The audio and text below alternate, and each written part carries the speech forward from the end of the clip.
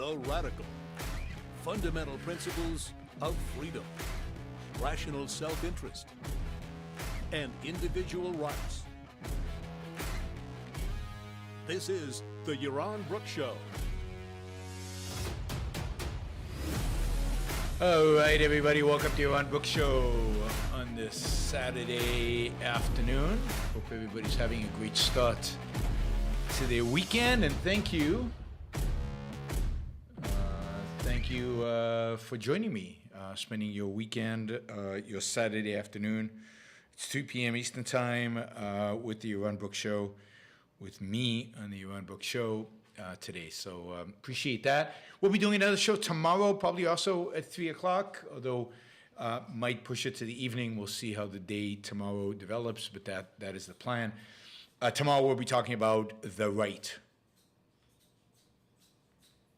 The right. Stephen, thank you for getting us started. Today we'll be talking about the left. We'll be talking about specifically the left in the universities and why the phenomena of the left, the influence of the left, the lasting impact of the left is much more sustainable, self-reinforcing at the universities than it is in the rest of life and the rest of the world. So we will see. All right, so we'll be talking about academia, and then at the end of that segment, I'll review 2 songs today, just two of the shorter ones.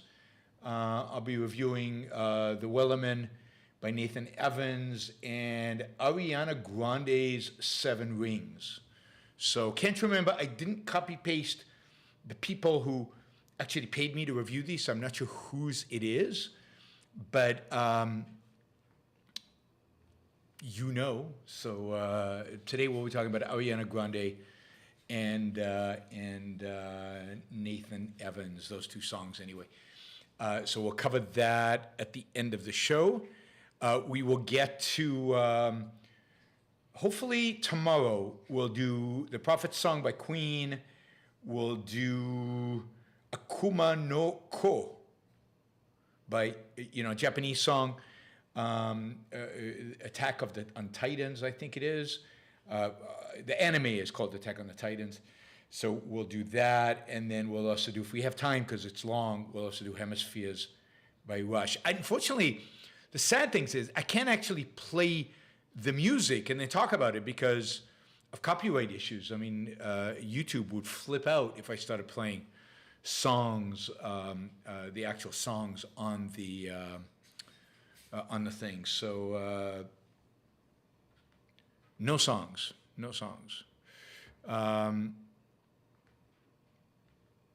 Let's see.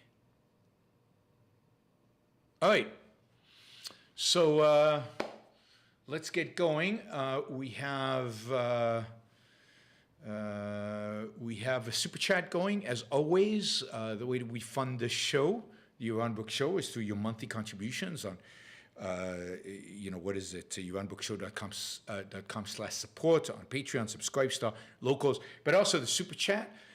The nice thing about the super chat, in addition to supporting the show, you can also ask questions pretty much about anything.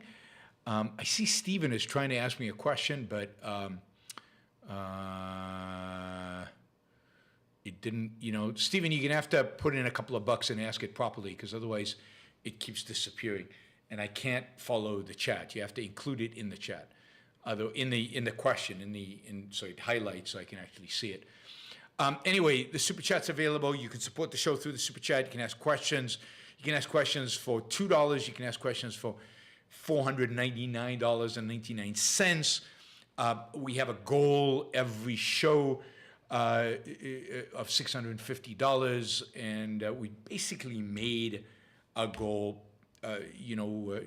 When I'm in studio, at home, in office, in this setup, we basically make it every time, or have at least since the end of May, I think, or late May.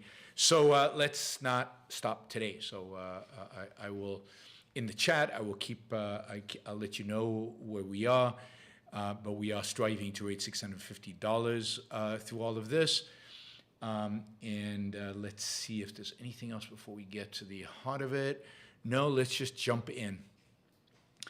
So, we've talked a lot about kind of the kind of nutty left, the woke left's anti-racism, in quotes, anti-racism or racist agenda.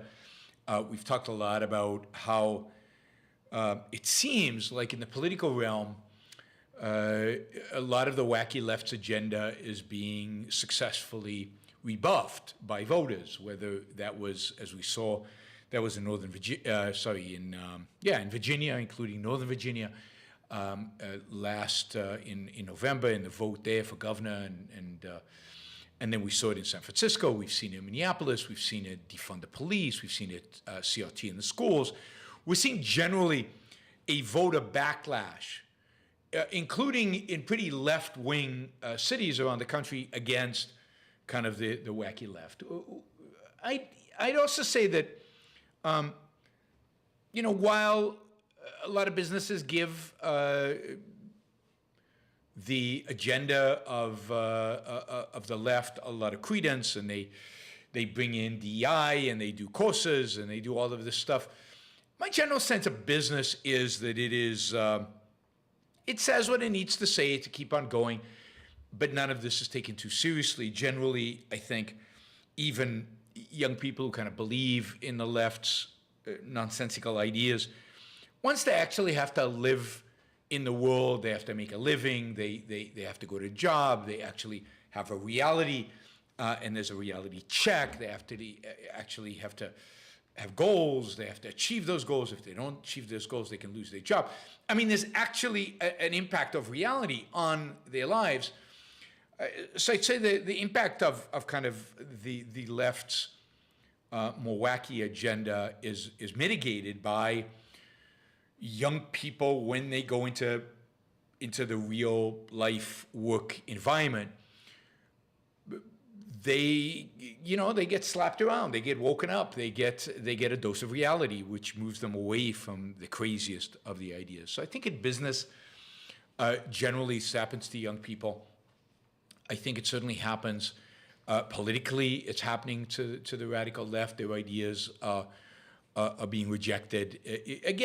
Whenever the ideas clash with reality, with people's desires to live a better life, to live, just the basics, not to have crime in the streets, and have their kids get a decent education, and not have a complete a horror in the streets around them, and some cleanliness, and not have being attacked by homeless people, and to have a basic police force, and the kids actually study history.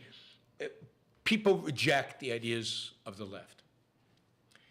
And so I think in much of the world in which we live, these ideas are being chipped away at, they're being challenged, they're being rejected, they're being questioned. And there is a mechanism by which, in a sense, a self-correcting mechanism, as things move further and further to the left, they kind of get slapped around and beaten back. I've said this many times, Americans are not nihilists. Most Americans don't advocate for nihilism, don't want nihilism, don't support nihilism, indeed reject nihilism. And as a consequence,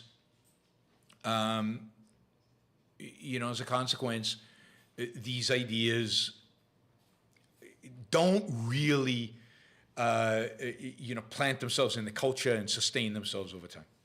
Not in much of our activities that we engage in, except in one area, but it turns out to be a very, very, very, very, very important area, but except for one area, and that is academia, that is the university, and ultimately our entire educational program, but particularly the educational programs that are now beyond the reach of parents who care about their kids. Wes just contributed $100. That's fantastic. Really appreciate that. So, when it comes to K through 12, there's some self-correcting mechanism, parents. But what is the self-correcting mechanism in academia? And I would argue that there really is none. It could be students not going to certain universities because they've gone so wacky left, but students are not self-aware enough. Students are young. Again, there's no self-correcting of the parents coming in and dictating. Students often go to schools not based on what their parents want, based on what they want. They go study what they want, and parents are much more flexible than they are in lower grades.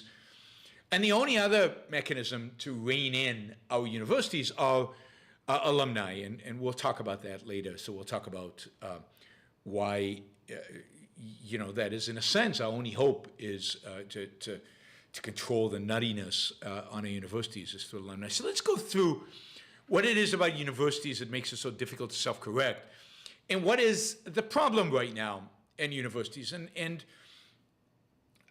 let me start by just acknowledging, look, we all know that the universities are way left of center, have been way left of center for years and years and years. You could argue for decades. They certainly were left of center when I was getting my PhD. That's many decades ago. And, we really, the left has been taking over the universities, and this is no secret.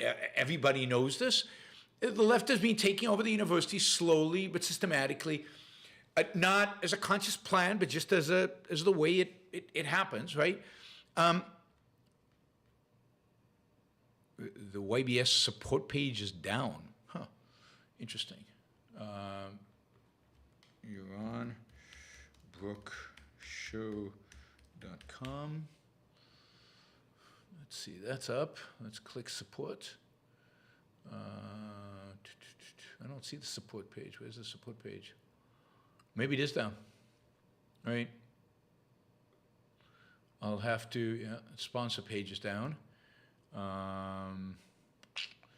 Right, I'll talk to my IT people and find out. Could be that they're working on it and they're doing things. Glenn, thank you for the $50. Emmanuel, thank you for letting me know that the support page is not working, and for the $20, I really appreciate that. All right, so we all know universities have been left. They've been left forever.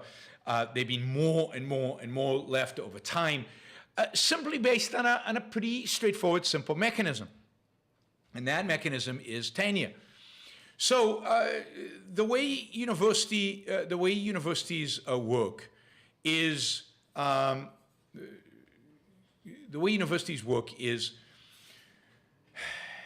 you get a PhD. So let's assume you've already been accepted into grad school. You apply for grad school, you get accepted into grad school, you get a PhD, and now you go in the job markets. Historically, you go in the job market, they base the decision on how good you are, or what you published, a dissertation. Typically you go to different universities that want to interview you, you present your work, they evaluate that work, and then based on all of that, based on the quality of your work, they will tend to offer you a position. Then they offer you a position as what's called an assistant professor. You go in and you work as an assistant professor, and after 7 years, 6, 7 years, and it somewhat varies, I guess, depending on department and depending on university, you go up for tenure. That is, after 6 or 7 years, the university decides, do they want to keep you or don't they want to keep you? And so they look at all your research, and then they look at all your teaching and your teaching evaluations, and they look at what they call a service, the committees you've served at the universities, all the stuff you've done in terms of the universities, and faculty commitments. And then they basically make a decision about whether to offer you tenure or not. And if you're offered tenure and you accept, then you basically got a job for life. Very difficult, very, very, very difficult to fire a professor who has tenure. You can show up when you want, you can do the work, you cannot do the work, as long as you basically teach your load, maybe do a little bit of service, although even that you can get away with not doing anything, being on any committees.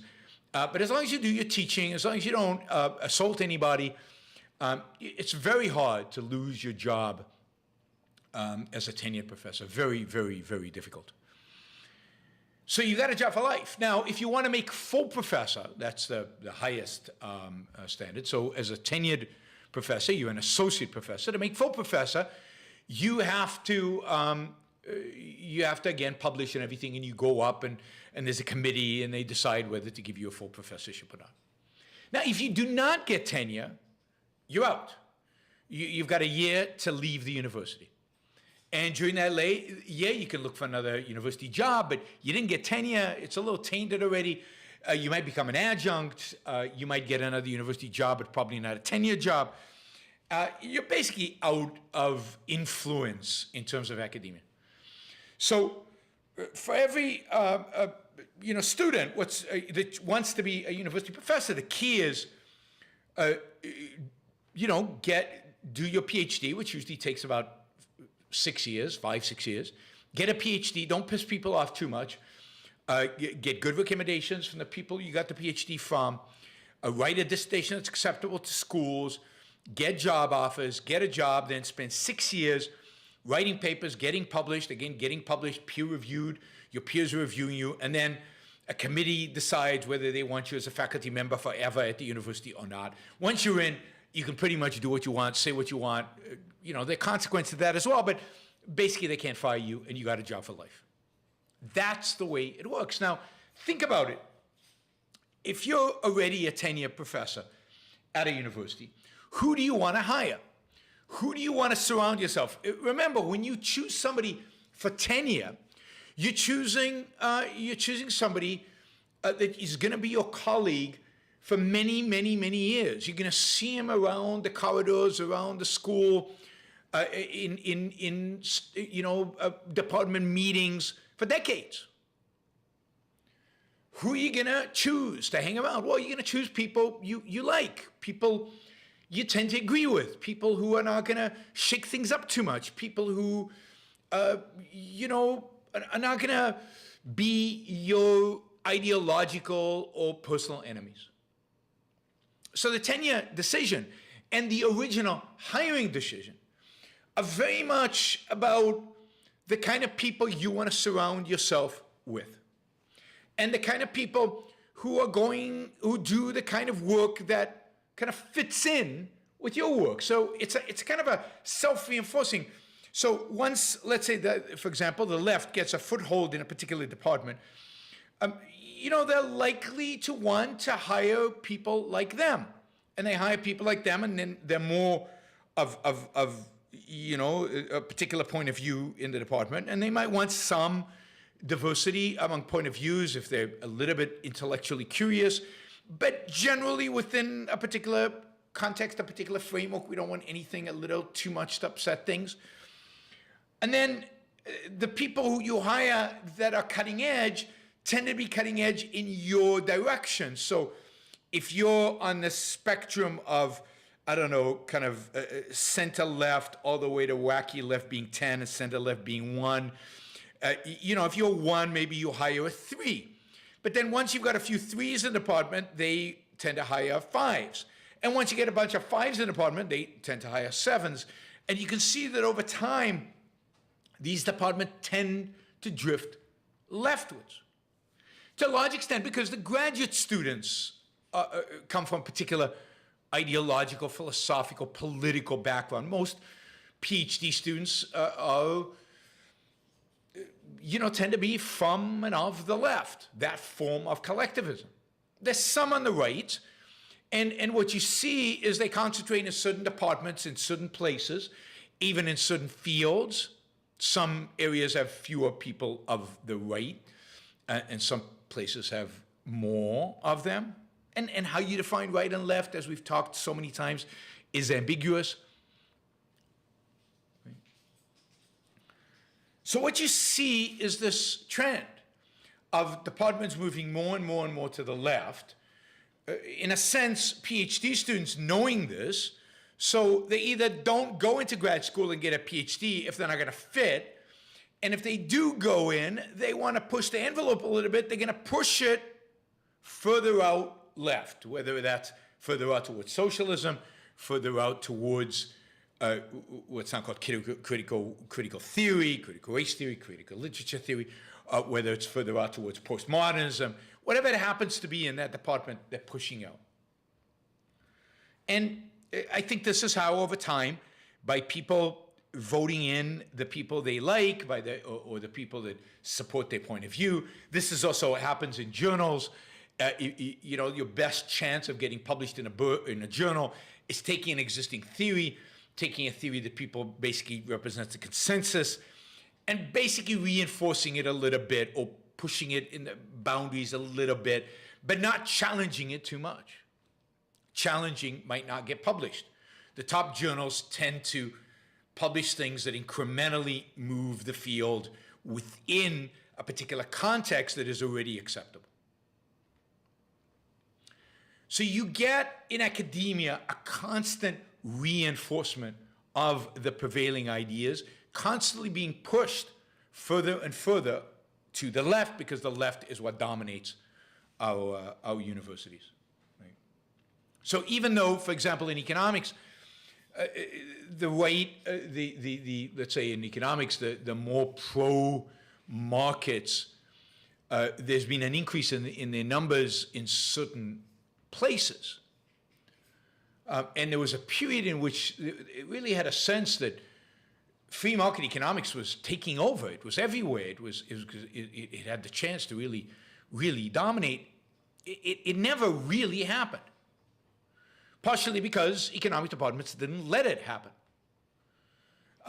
And what has landed up happening, for example, in economics, is that the good guys, the better guys, the free market people, have tended to concentrate in particular schools, in particular places. Yes, Harvard might have one or two, and all the top schools have one or two, but those departments are dominated by different forms of statist economists, who then hire statist economists, and they might hire one or two free market guys in order to have some intellectual diversity, but not too much as to reshape the character of that department, to reshape the type of people they're interacting with. Now, what's happening right now at universities is that they have become dominated by, by DEI, by, let me just find, one second. Yeah, there it is. By DEI, diversity,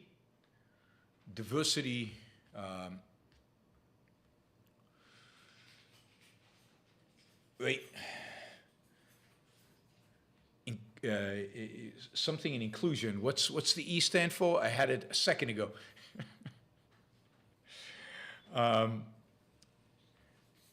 Thank you. Equity. So diversity, equity, and inclusion. Diversity, equity, inclusion. And that is the new politically correct thing that has to be emphasized. And what does it mean? It's really kind of the old standard of making sure your department is diverse, making sure you have minorities represented, and so on. But it's taken a nasty twist, right? It's not just representation. It's now much more than just representation. So when I was interviewing for a job, when I got my PhD in finance, and was interviewing for a job at a university, the chairman of the department basically told me, look, Yaron, we really like you, and we want to hire you, and I think we're going to hire you, but we can't yet make you an offer, because there is a black woman who is on the market at the same time as you, and look, we have to offer her a job, because that way we can tell the university, authorities, the people, the administrators, we can tell them, we offered the job to a woman, we offered the job to somebody who's black, and they can tick that box. She turned us down, so what could we do? We had to hire this, Jew with white skin, right? Which the authorities did not like, because for a variety of reasons. And this is a true story. They said, but don't worry, we're going to offer her the job, but don't worry, because everybody's going to offer her the job. All the universities are going to offer her the job. And it's very unlikely that she accepts our offer, given that some much more prestigious universities are going to offer her the job. Why are they going to offer the job? Because she's basically the only black female on the market this year, so she's going to get an amazing job at an amazing salary somewhere. So don't worry, we'll offer you the job next, once she says no. And indeed, a lot happened. There was a lot of drama around my hiring for a variety of reasons, primarily a variety of reasons. And ultimately, part of that had to do with actually me being Jewish and there being too many Jews in the department, but nobody officially said that, but that was implicit. But ultimately, I got the job because she turned them down. So this stuff has always been has been going on for a long time, for decades now. This idea of diversity, and we need women, and we need minorities in the department, and that skewed kind of the hiring to some extent and created real injustices. Imagine if I'd not gotten that job. This is the job I really wanted, not because they liked somebody more than me, not because somebody else was more qualified than me, not because they had a better dissertation than me, they presented better than me, they taught better than me, or anything like that. No, they would have gotten the job because of the color of their skin. So that's been going on for a long time. A long time. But DEI is different. DEI is different. Now, I'm going to read you from a post on John Cochran's Grumpy Economist blog, which I highly recommend, always have. One of my favorite economists by far. Well, how can he be one of them by far? But he's certainly one of my favorite economists. He is quoting, so I'll be quoting from him quoting an article that was published, where was it published? Oops, not that one. It was published in The New Discourse by Stephen Brint, oh, excuse me, and Kobe German. Let me drink some water.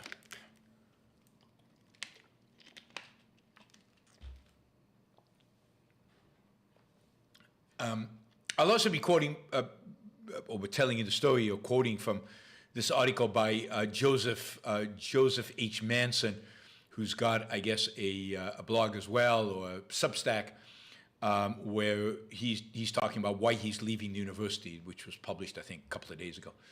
Why he's a tenured faculty and he's leaving. He didn't have to leave. They can't fire him, but he's leaving anyway. Let's see. I like John Cochran. So Cochran says, I hate to use the Orwellian term DEI, and he's right, because DEI is not about, certainly not about equity, not if you understand what equity is, and not about inclusion or diversity.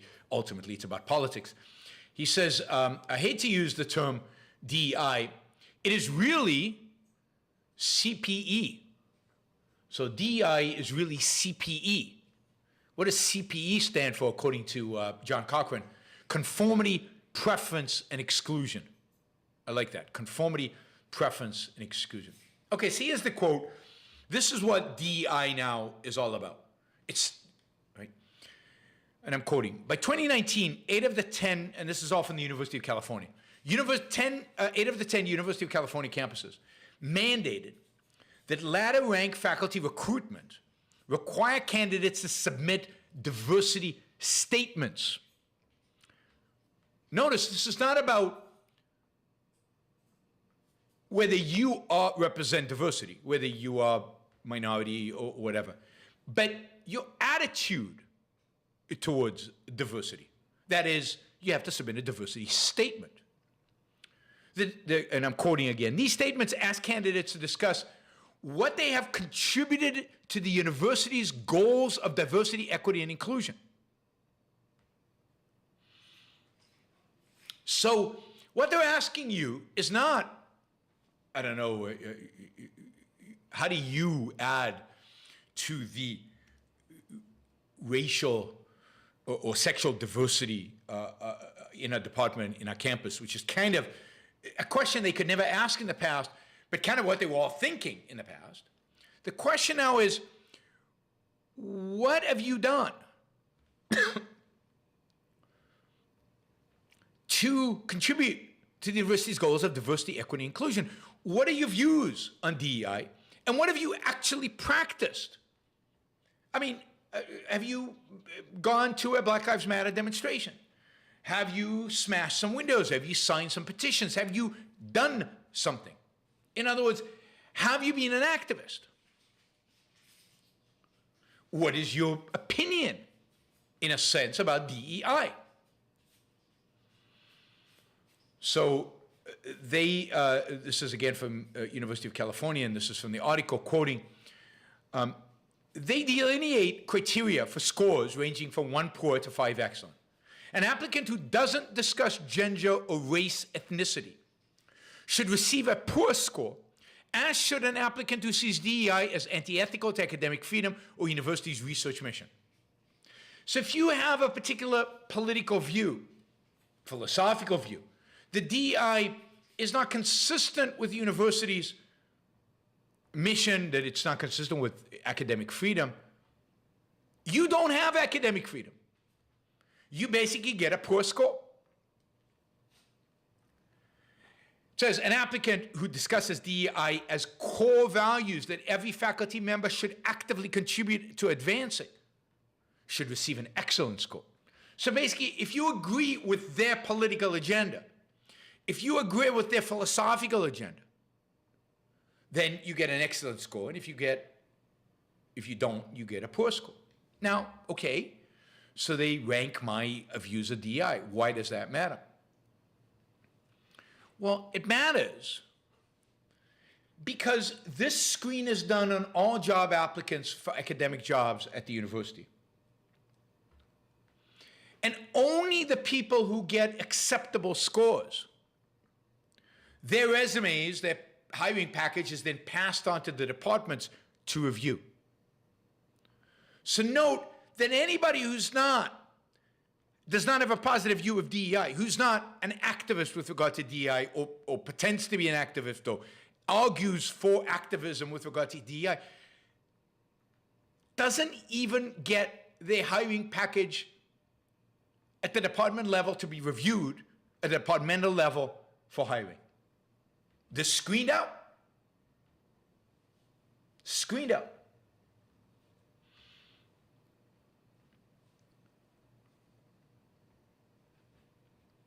Now, in a kind of a talk that one sociologist gave, actually this is an article she wrote on the pages of Inside Higher Education, trying to explain to people how to write their statement, right? Their DEI statement, their diversity statement. She says, don't worry about being too political. Because if you write something not too political, it might come across as blasé, and you'll get a poor score. Indeed, you should demonstrate that you have, quote, awareness of how systematic inequalities affect students' ability to excel, unquote. And you should show your commitment to activism. And you should tell your story, of the obstacles you faced, or if you haven't faced obstacles, as many of us obviously have not faced obstacles, you need to acknowledge your privilege. She recommended that applicants focus on, quote, racial oppression, sexism, homophobia, transphobia, ableism, or some other commonly recognized form of oppression. And when it comes to teaching, she encouraged applicants to express their commitment to anti-racist pedagogy. So basically, what they're saying is, if you want a job at our university, at one of these 8 of 10 UC campuses, University of California campuses, and this, by the way, supposedly, now I haven't fact-checked all this. This could be an exaggeration. This could be over the top. I kind of am relying on John Cochran fact-checking it. Maybe he has, maybe he hasn't. Hopefully he has. But I think this applies across the university. So this would apply to STEM. This would apply to any position, to business schools, to any position being hired. As you're coming out of grad school, you have to provide a statement, a diversity statement.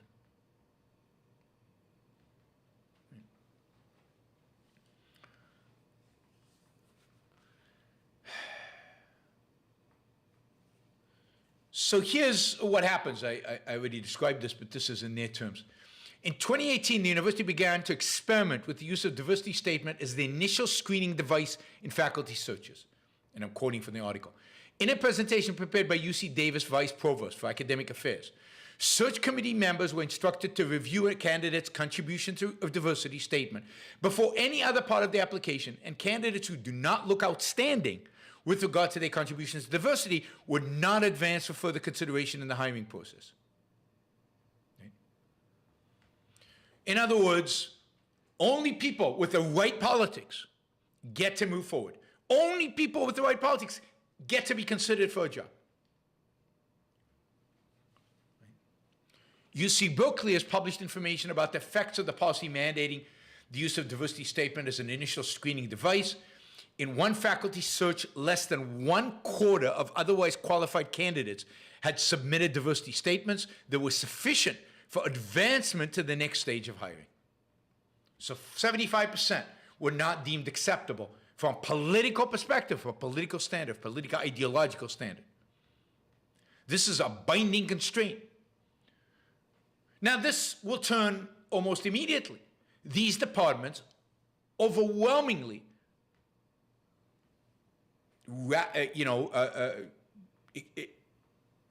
wacky left, all the way out there, politically. That's who they're going to hire, because that's the only people they have to hire from. The system will not allow them to hire anybody else.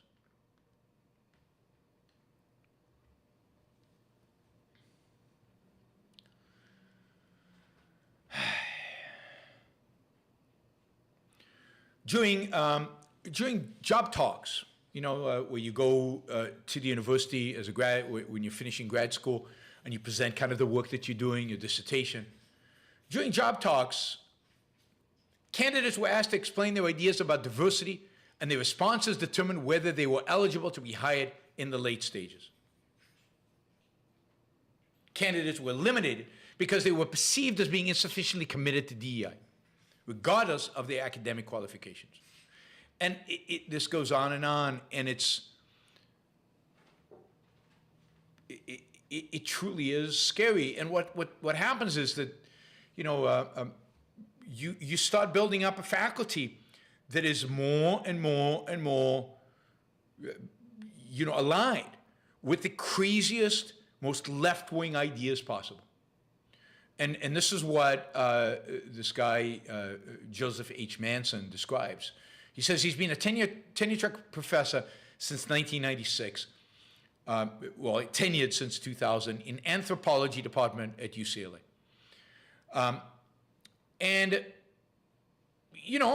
For a long time, he says this anthropology department, and he considers his anthropology department was very collegial. There was a variety of different points of view. Generally, people tended to be kind of left of center, as most academics were.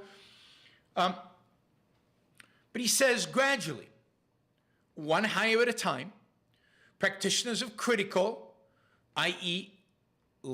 far left postmodernist anthropology, some of them lying about their beliefs during job interviews to not seem as wacky as they really were, came to comprise the department's most influential clique. They slowly grew. Also remember, they are true believers. Like if you're like center-left, why can't we all get along? But the postmodern left, they're true believers. They believe everybody else is not only wrong, but harmful. So they stick together, and they're passionate, and they'll fight.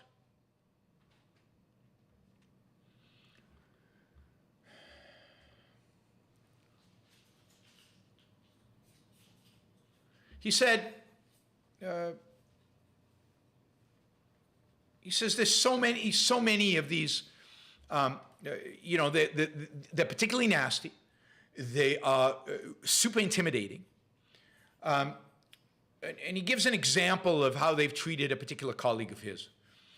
His name is Jeffrey Brattingham, and Jeff developed a simulation model of the geographic and temporal patterns of urban crime.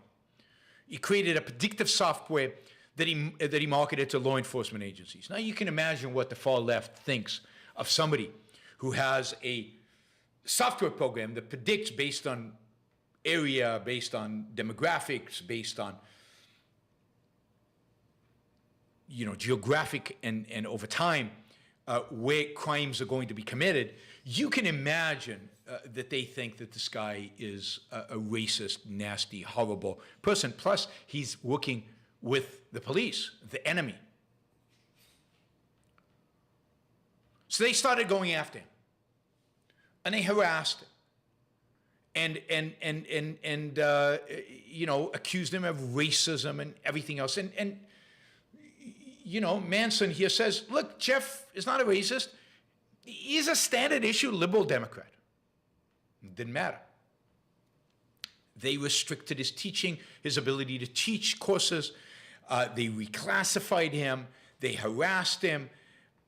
So he basically, Jeff, this faculty member, stopped attending faculty meetings because he was always put down. He basically went silent, didn't interact with anybody, did his teaching. They can't fire him. He didn't fight them. Nobody stood up for him. And he just, in a sense, disappeared. I mean, they literally tried to, organize demonstrations against him, get the administration to fire him. I mean, the guy's not being fired. He's got tenure. It's very hard to fire tenured faculty. But he's also, work conditions are horrific. Now, he says not only was Jeff ostracized, he was unpersoned. I don't know if that's a word, but unpersoned. None of the faculty talked about him, as if, whenever they could avoid it. The department chair, for example, would open every faculty meeting by solemnly intoning that our department was a community, a family, and we're here for each other. Except when we don't like you, and then we're not there for you. Other colleagues who are not part of the far left were always kind of embarrassed by this, and they kind of supported Jeff, but they didn't want to talk about it, and they were basically completely in denial, and they realized this was all bullshit, but nobody wants to fight. What are they going to fight for? The left has the moral high ground here. And Jeff himself, in the story, refused to defend himself. He just went silent, just turned his back. He'll retire one day, and he'll be replaced by more of these far left. And they'll hire more of them, and more of them. And they're committed. They're devoted. And this is, of course, all over, he says, all over UCLA. He says, not only do you have this DEI, but the other part of kind of the wacky left is a real hatred of Israel, anti-Zionism, which is, as he describes it here, a thinly disguised hatred of Jews. Basically, people are advocating kind of the worst anti-Israel, rhetoric. And this is supported by grad school students, it's supported by faculty, supported by academic departments taking political positions. Nobody stands up against them. And when somebody does, UCLA goes after them. And it's well documented, and I've talked about on the show different examples of UCLA professors getting harangued, suspended, and ultimately leaving.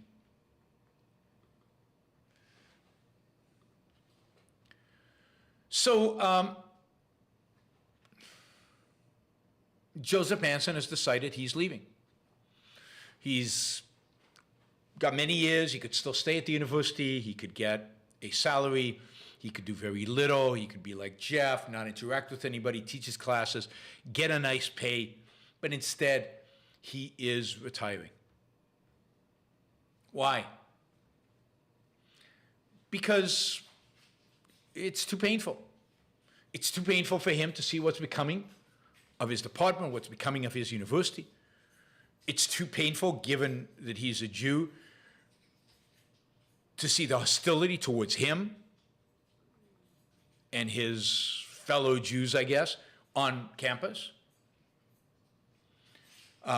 It's too painful to see meritocracy, free debate out the window. And he'd rather leave and fight from the sidelines. And indeed, that is what he is doing. Now, this is only going to get worse. There's no self-correcting mechanism here. There's no constituency that is going to say, but this is all wrong. This doesn't, the professors are not going to do it. Too many of them uninterested. Too many of them think that the far left has the moral high ground, even if it's implicit, even if they don't agree with them. Too many of them are older. The younger people coming up are the more radicalized. There's nothing to fix this. There's no marketplace. I mean, the marketplace would be students. Students would stop going to these universities. But where else can they go? And we'll get to that in a minute. I mean, there's a sense in which the one mechanism to fix this is alumni. Stop giving contributions, stop giving donations. For years and years now, I've been telling business groups, if you want to save America, if you want to help this country, the one thing you can do is stop giving money to your alma mater. But nobody listens. I know people who are very friendly towards objectivism, super wealthy, billionaires, who could do whatever they want with their money, give it to anybody who want, say whatever they want. Nobody can touch them in a sense. And yet, they will give to their alma mater. They will sit on boards of their alma mater. They'll bitch and complain about it constantly. Oh, the universities are so left. And they'll write another $5 million check. Partially because that way their kids can go to that alma mater, to their university. Why do they want them to if they're so damn left? Because of the prestige of the university, the prestige of being on their board, the prestige of just getting along. The prestige because everybody else on the board is a big shot businessman like them.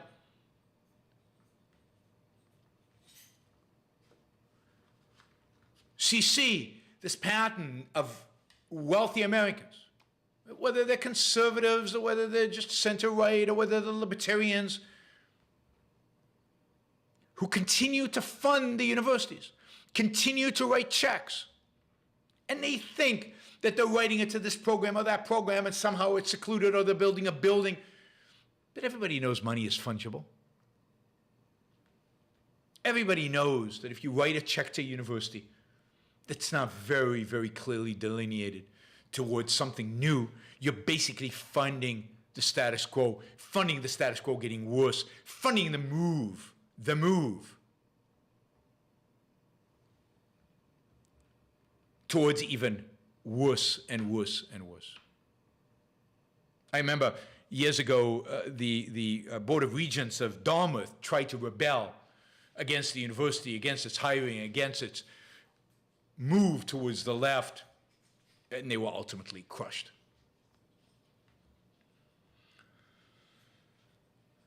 In many ways, the existing university systems, particularly the big ones, particularly the public ones, but even in some extent, the Ivy Leagues are worse than anybody, are doomed. There is no way out of this cycle. The only way out is for students to stop going. And for that, students have to have an alternative. And here, I think there is some hope. We saw the University of Austin last year. I think they just started offering classes, or they're starting in the fall.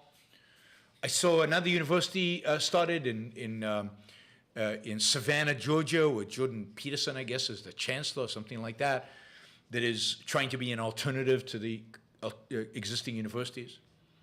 There are now online universities, online degrees, online classes. There's, of course, YouTube, where people are learning a lot of stuff. There are these boot camps where you can learn programming and learn particular skills. And some of these boot camps, you don't actually pay tuition until you get a job, and then you pay a % of what you earn. So slowly, we're seeing alternatives, but it's slow. In the meantime, the universities are breeding ground for worse and worse and worse graduate students, which means worse and worse and worse future professors, which means worse and worse and worse intellectuals who then influence everything about our culture. Because they're the people who are quoted on television, the people who write the books, the people who advise presidents, they're the people who influence what is going on. And there's no surprise that the right in the United States is rebelling. The right in the United States is rebelling against what they call the elites. What they mean by the elites, they mean these university professors and the people they influence, and the people they train, the people who take them seriously. There is a real rebellion against this nutty left. The rebellion is not in academia, it's outside of academia, it's about academia. It's about the influence academia has, and it's about the people who've been influenced by that these academic programs. As you know, I don't think it's a good way in which to address them. I don't think the right knows what they're doing. I think the right ultimately is going to be as bad as the left. But this is what the rebellion's about. If you want to rebel against academia, then it makes complete sense in a way to vote for Donald Trump, right? He's the opposite. Or at least presents himself as the opposite. There's more similarity to them than most people realize. So this is what they're rebelling against, and they're rebelling against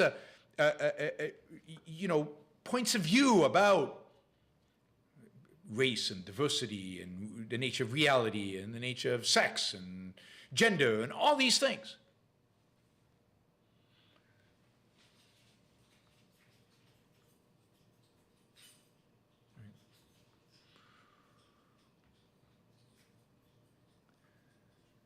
And that is what the right is mainly about these days, is a rejection and a rebellion against. And we'll talk tomorrow. Tomorrow the show will be about kind of the right today, kind of an assessment of the right, the different factions in the right, what do they stand for, who they are, what their future might or might not be. So my assessment of the right, that will be tomorrow, and I'll talk about that. But you can see how entrenched the left is in academia. That's not going to change. And that means that they're going to have this dramatic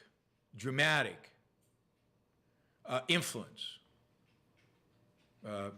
in the world. If you want to ask me a question, Super Chat is the way to do it. I'm not going to answer questions out of just the chat. They're $2. You can put a $2 question, and I will answer every question you ask.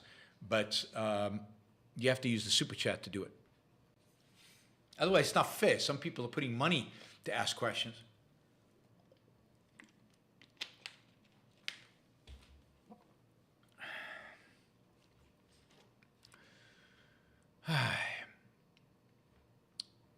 So, academia in many respects, I think, is lost. It doesn't mean you can't do good work in academia. It doesn't mean you can't get in. It doesn't mean there are not opportunities here or there.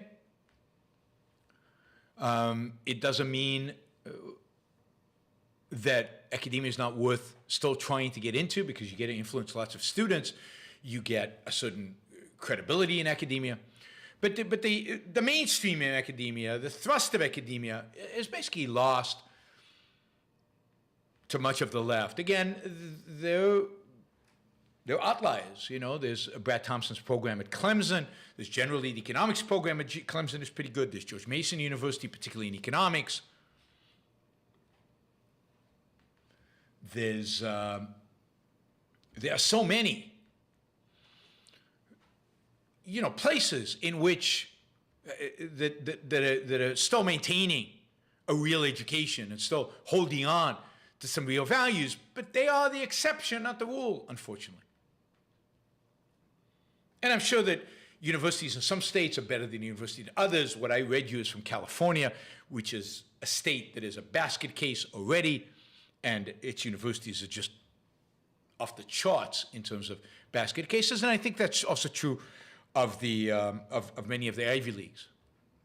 You're probably better off getting an education at a less prestigious university, right? Less prestigious university.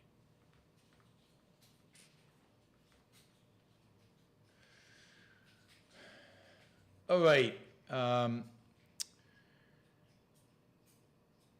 Yeah, so when you think about sending your kids to college, to university, figure out how to send them to one of the better places, one of the places where this is not the dominant view. If you're thinking of going into academia, realize what you're going to face and have a strategy in how you're going to combat it. And, you know, realize that as long as the universities dominate our world to the extent that they still do, it's going to be very hard to change the culture when, even though the students coming out of these universities are ultimately going to face reality and going to be better than what their teachers taught them, the universities still have an enormous cultural weighting. They still have an enormous impact on the world.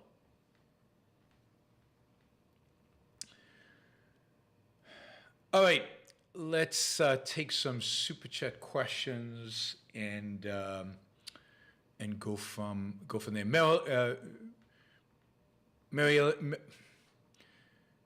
Why can't I pronounce it?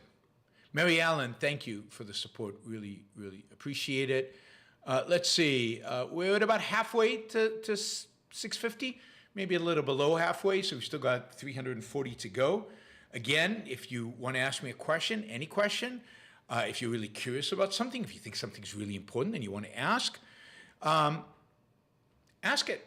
Super chat, $2. You know, people are asking for $5. I've seen people ask for $2. Pretty cheap. You can ask a question, but we will start with our $20 questions because that's where we typically start. Oh, I have to do my songs, so we will do 2 songs. This will be fairly quick. Let me first do Ashton because Ashton put $50 in. I'll do the $20 questions. I'll do the $20 questions, and then we will do the songs. All right, here we go. So Ashton asked, does 2 + 2 equal capitalism? I mean, that seems like a silly question, but there's a sense in which, yes. That is, there's a sense in which capitalism is the only political economic system consistent with, ultimately, A is A, 2 + 2 = 4, the law of identity, the law of causality. That is, capitalism is the only political system that is consistent with reason as man's means to survival, and therefore reason, reason is our faculty of identifying reality. Reality is what it is. A is A. So capitalism is based on a particular epistemology of reason, and particularly metaphysics of A is A. And it's based on it because it is the only system that leaves the mind free, which is the only condition under which the mind can actually fully embrace reason, can fully practice the appropriate epistemology for life. So if reason is man's basic means of survival, man needs freedom to survive. Therefore needs capitalism. And that's how 2 + 2 = 4. But the idea of 2 + 2 = 4 is capitalism. Anyway, I have no idea if that's what Ashton meant. I just think he was trying to give me $50 and support the show, but maybe he got more than he was asking for. All right, quickly, we're going to do these 3 $20 questions, and we'll do some couple of songs. Michael asks, what is the relationship between hate and fear? What is the relationship between hate and fear? I mean, the two very, very powerful emotions at the very core of kind of our basic pain-pleasure mechanism that we have as human beings. They're both on the pain side, right? Hate is a response to, it basically is a moral evaluation, a response to a moral evaluation of evil, a moral evaluation of someone who is committed to hurting you, someone who is doing damage to your life. Fear is an emotional response to danger. So it doesn't have to be. It doesn't have to be someone. It's just the fact that it's dangerous. So you can fear a hurricane. You can't hate a hurricane. It doesn't mean anything to hate hurricanes. You hate. Well, I guess you can hate bad weather. You can't hate the metaphysical. But it's causes you an unpleasantness. So you hate it. You fear something that is clearly damaging to you, can cause you harm. So they're related in sense that the two emotional responses to negatives in the world, right? They can be either caused by, by nature or by man, right? You might hate spiders, and you might fear spiders. You also can hate things that you don't fear. There's certain people I hate, but I don't fear them, right? And Jennifer says she hates mosquitoes. Yeah, you can hate mosquitoes. I don't like mosquitoes, but I don't fear mosquitoes. On the other hand, I fear lions, but I don't, particularly if I was out there in the open. But I fear lions, but I don't hate lions. So they're both negatives. There's some overlap between them. That is, you hate and fear sometimes the same things, but they're not necessarily overlapping. Not necessarily overlapping. All right. Okay. As I said, we have quite a way to go to get our goal of $650. We're at we have $311, so we have $340 to go, really. That's a lot of questions, so feel free to use the super chat to either just support the show, as some people have done, in particular, Wes and Glenn have been very generous towards the show by making large just contributions using the super chat feature. But more importantly, you can ask a question, and I know that at least Psycho Speak is very, very eager, very, very excited to ask me a question. Then, ask it. It's a feature available to you too. Just use the super chat and I'll answer the question. Happy to. All right, but we are way, way, way behind on our goal. Even though Catherine Mendez is not here to kind of get you going, it's incumbent upon me then to get you guys going. All right, Fenn Harper. On Rules for Life. What if you made a list of the episodes with a few key bullet points just to have up when answering Super Chat questions? You could refer listeners to those episodes to raise exposure. I mentioned in Rules for Life. That's a good idea. I'm actually getting them transcribed and edited because ultimately it would be cool to turn them into a book. But that's a good idea because once I get them transcribed, it'll be easy to turn them into bullet points and work that way. So yeah, good idea, Finn Harper. I will work for that. Right. All right. Okay, let's see. DWN Logic. Can I bring my puppy to Ocon 2023? If so, I'll be there. Looking forward to hearing the final talk you gave this year when it's released. Probably. It depends on the hotel. Will the hotel accept puppies? You can always, I guess. And if you bring the puppy to the talks, it has to be silent, so it can't be barking and stuff. But the best thing is to drop an email to Anu at ARI, at the Ayn Rand Institute, or just somebody at the Ayn Rand Institute, and ask that question. You can also ask it on the Facebook page for Ocon 2023.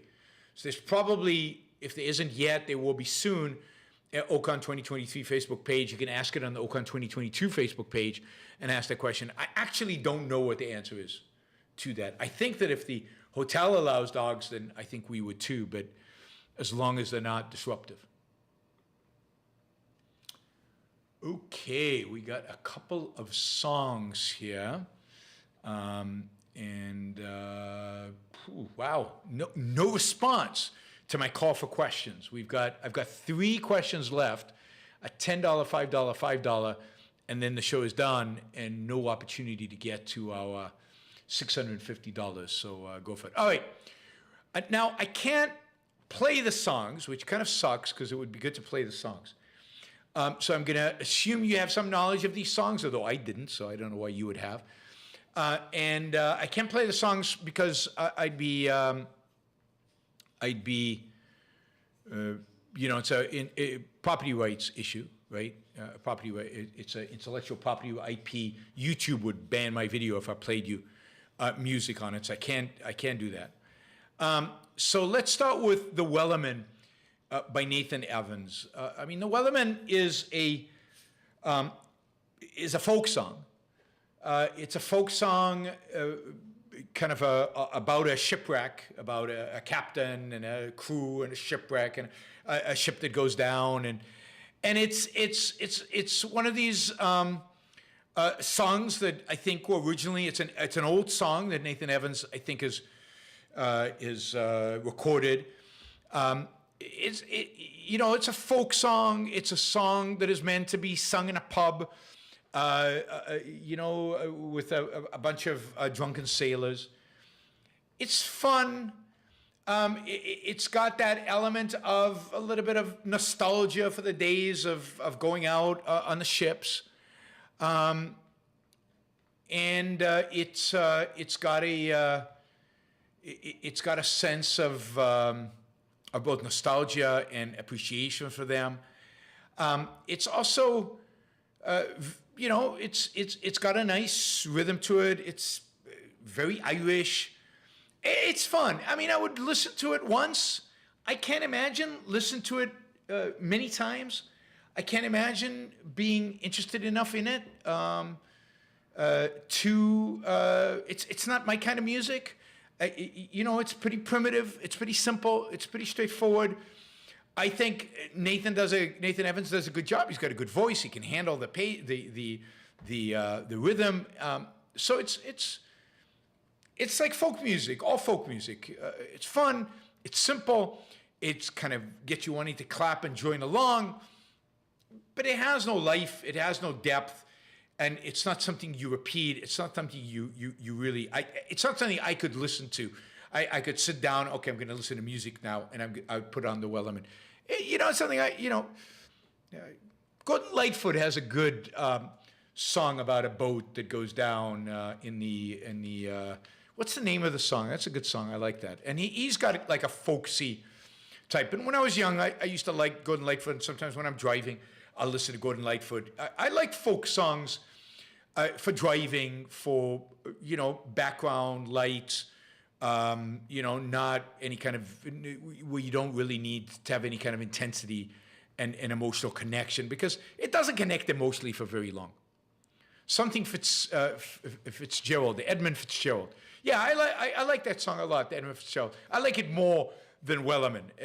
I think it's a little bit more complex. I think it's, in terms of the music itself, it's a little bit more challenging. It hooks you in emotionally, I think, better than the Wellerman. The Wellerman's a little, okay. It's not. I think it's more modern. So I'm a big fan of Gordon Lightfoot and Edmund Fitzgerald. Again, when it comes to pop music, I really enjoyed it. Yeah, it was Lake Superior, and I'm not going to sing it. Don't worry.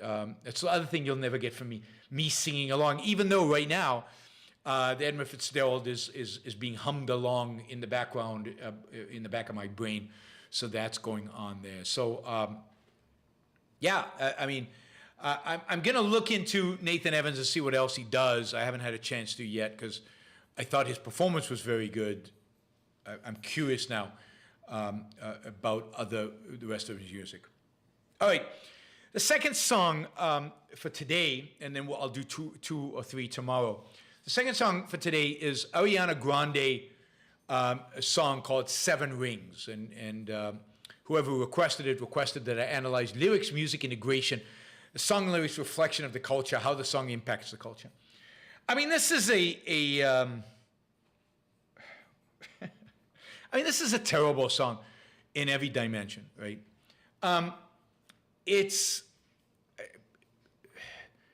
the only good part of the song from a musical perspective, in my view, and let me just say about my analysis of these songs.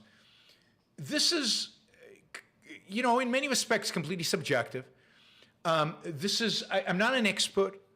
I don't know that much about popular music. I know what I like and what I don't like. I've listened to a lot of music. I know a lot of music, but I'm not an expert, and certainly I'm not trying to present myself. You're asking, I'm telling you what I think. This is not objectivism. This is not me talking about art that I really know and understand, which I think I do when it comes to, let's say, sculpture or painting, or and even then I'm not a world expert, but things that I've really studied. So this is just off the cuff, some ideas, some thoughts about this based on my impression. Ariana Grande's song, first of all, the only section of it that is worthy musically is the section where she's basically doing a cover of a song from The Sound of Music, a song for The Sound of Music, which I think is a very good song in The Sound of Music. And in The Sound of Music, it's incredibly benevolent.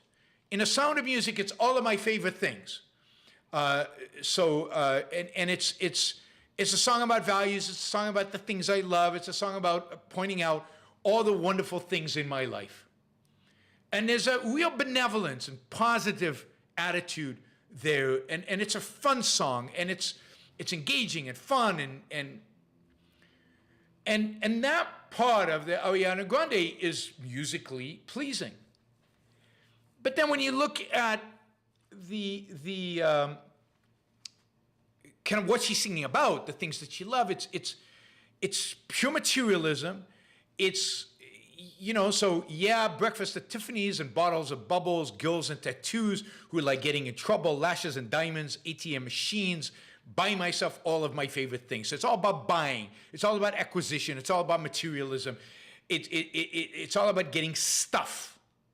It's not about the things I love, the things I value, the things that give me pleasure. It's the things I want and the things I'm going to get. And it's superficial, and the music is dull and simple, silly, and I find her voice annoying. It's whiny. She has a whiny voice. I mean, she's gorgeous. Let me just say, she's beautiful. She's a beautiful woman, but I don't like her voice. I like her voice better in other songs, but particularly in this song, the whininess comes across. I think the lyrics and the music are integrated, but they're not integrated. They're integrated, but it's not interesting. It's dull.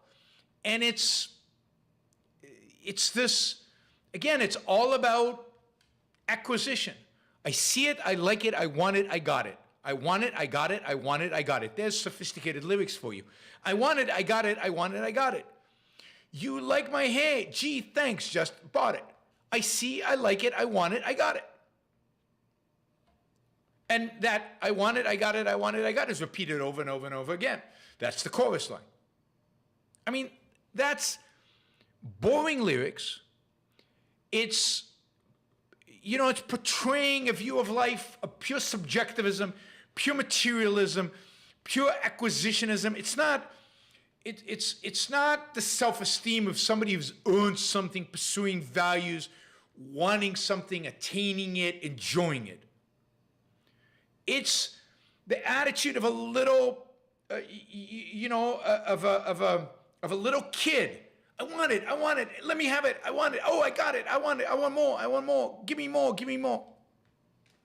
It has a bit of a melody, but it's boring and simple and unsophisticated and uninteresting. The lyrics are dull and silly, and you ask about, this is a reflection of the culture. It's a reflection of a materialistic, anti-values materialism.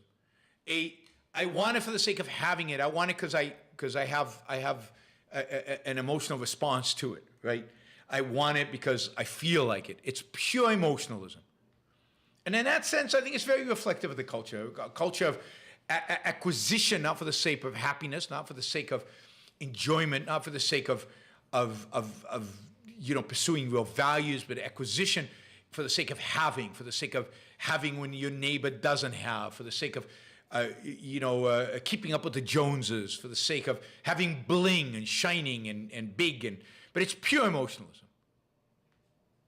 Right? There's nothing here about why she wants it. My wrist stopped watching, my neck is flossy, make big deposits, my gloss is popping. You like my hair, gee thanks, just bought it. I don't get there. You like my, I guess she buys her hair, right? So, I mean, I don't see why anybody gets anything out of this. Again, there's, wearing a ring ain't gotta be no misses. So I'm wearing a ring for the sake of wearing rings. Bought matching diamonds for 6 of my bitches. I'd rather spoil all my friends with my riches. Think retail therapy, my new addiction. Whoever said money can't solve your problems must not have enough money to solve them. It's just all about, and then there's, happiness is the same price as red bottoms. Is it? Is happiness the same price as red bottoms? So happiness is bought. It's just purchased. It's just about buying stuff. So it's the worst representation of modern materialism and consumption culture that there is.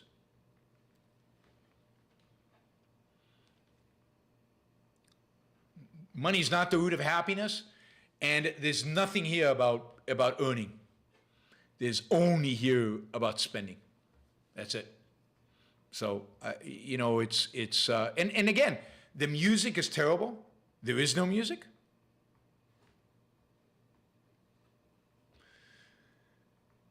So that's the modern world. So yes, the music and lyrics are integrated, but they're integrated to a dull, boring, uninteresting, and superficial effect. All right, tomorrow, better music, I think. We'll do Prophet Song by Queen. We'll do Akuma no Ko by Ali Higuchi, a Japanese song.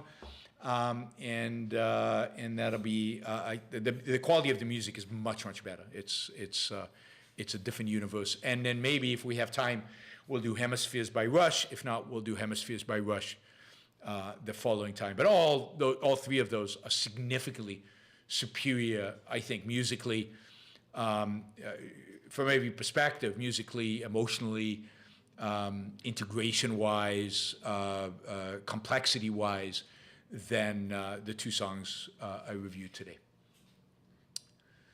All right, that was songs. All right, we got a few $20 contributions. Thank you, Jack. Thank you, Luke. And we have a few more $20 questions. So we're a little closer to the goal, but we still got a bit to go. We still got about $200 to go.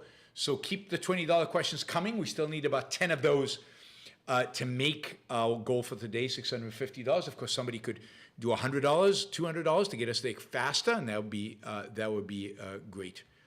I'll say something quickly about popular music. Although I think there are different qualities of popular music, and I think popular music generally has been in a downward trend. I spoke recently to Leonard Peikoff, and he is thinking of doing his next talk on popular music from when he was growing up. So popular music from before he was growing up, while he was growing up, maybe from 1900 to 1950, something like that. So he's really into that, both lyrics and music. And I think you'll find that the lyrics and music in many ways is superior back then to anything that happens today. But generally, I think in popular music, we seem to have an affinity to the music in popular music that we heard when we were growing up. And the reason for that is that popular music is associative. popular music is not universal, and it doesn't reflect universal values necessarily. It's mostly associative. So we associate it with certain experiences and certain things that were happening when we were young.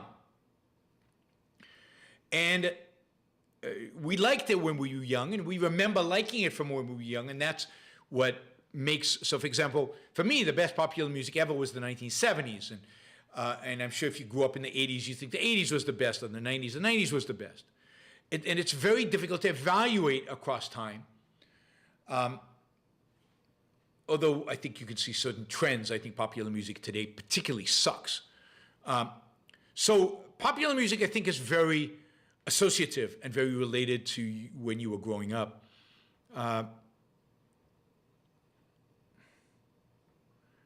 But when it comes to classical music and probably some things that we consider popular music today, those reflect universal ideas, universal themes, and evoke, I think, universal emotions, and they survive the test of time. And I think it'd be interesting what, if any, of popular music survives that test of time because of the subjectivity, the fact that it is so associative. But those are good questions to ask Leonard when he gives when he starts talking about this on a more regular basis. Maybe we can get him to the Iran Book Show to talk about popular music. All right, let's see. Oh wow, we've made a lot of progress in getting to our 650 goal. So thank you, guys.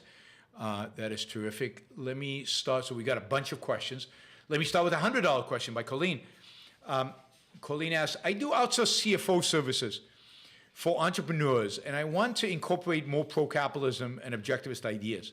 I already focus on achieving values in business and personally. Any suggestions on how to start doing more of this without the knee-jerk reaction to Rand? I do outsource CFO, Chief Financial Officer services for entrepreneurs, and I want to incorporate more pro-capitalism and objectivist ideas.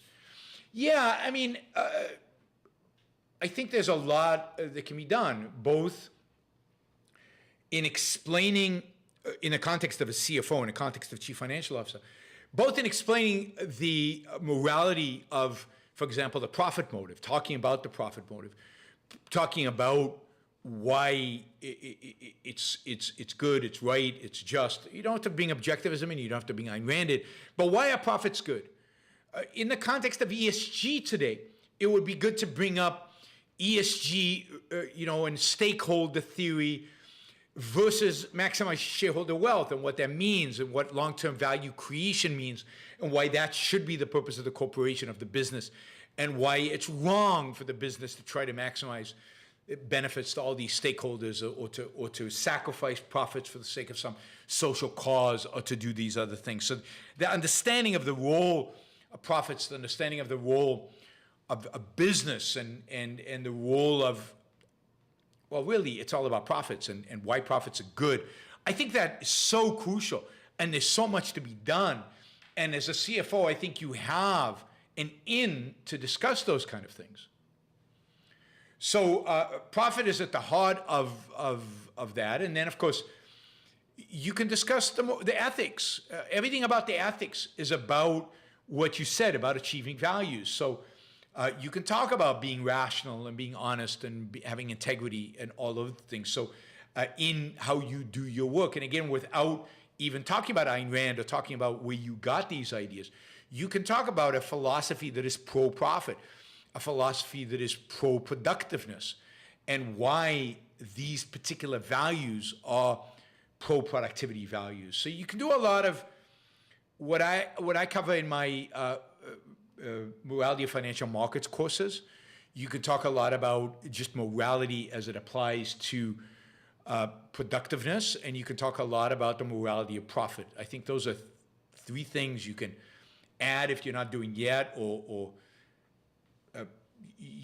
increase coverage to the extent that you are doing, you could talk more about it, and all fits in with kind of a CFO version, and you can do it without mentioning Ayn Rand. And if somebody asks you, you can say, yeah, I've read some things by Rand. I thought that were really useful for this, so that you don't get the knee-jerk reaction. First, you want to get them interested.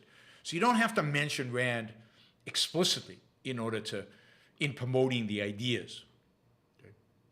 Let me know if that kind of answered the question or not. Right? Hopefully it did. All right, we have $62. We should be able to make $62 in the next, well, we're going to have quite a bit of time because I've got a lot of questions here. All right, KFAX. KFAX, what do you think about fair use laws and the general fair use movement? Should you be able to play music you review in full, in part? I think fair use laws generally make sense.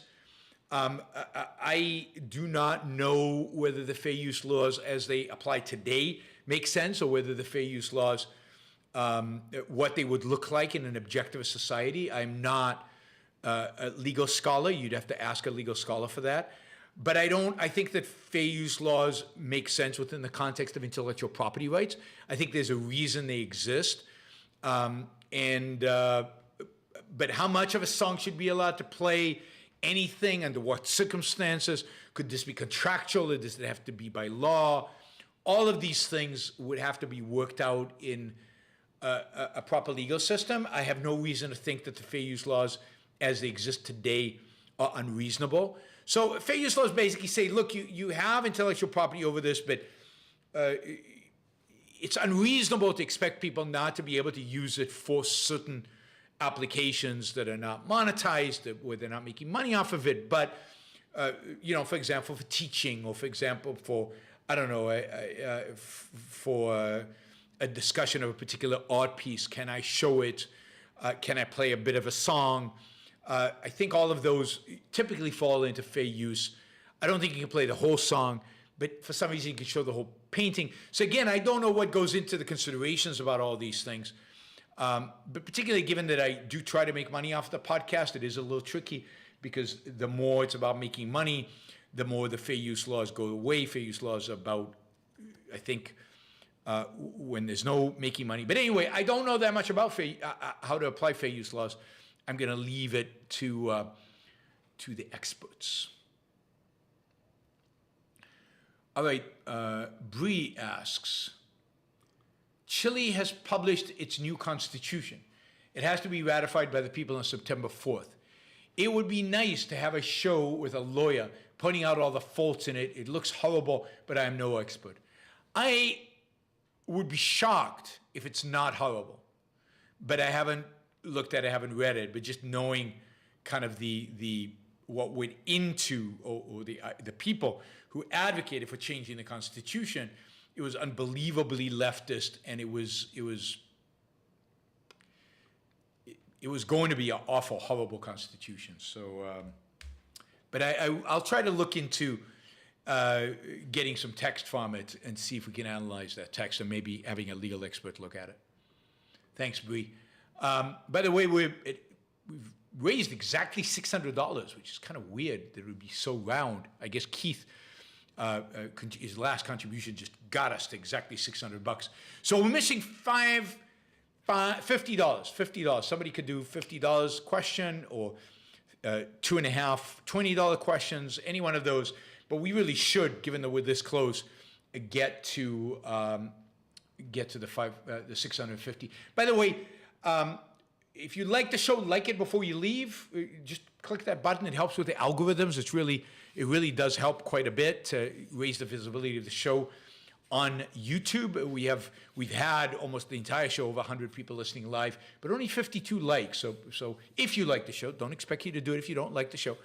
But if you like the show, please press the like button. Okay, Bernardo from Mexico, Fuentes, asks, what do you think about Ray Dalio?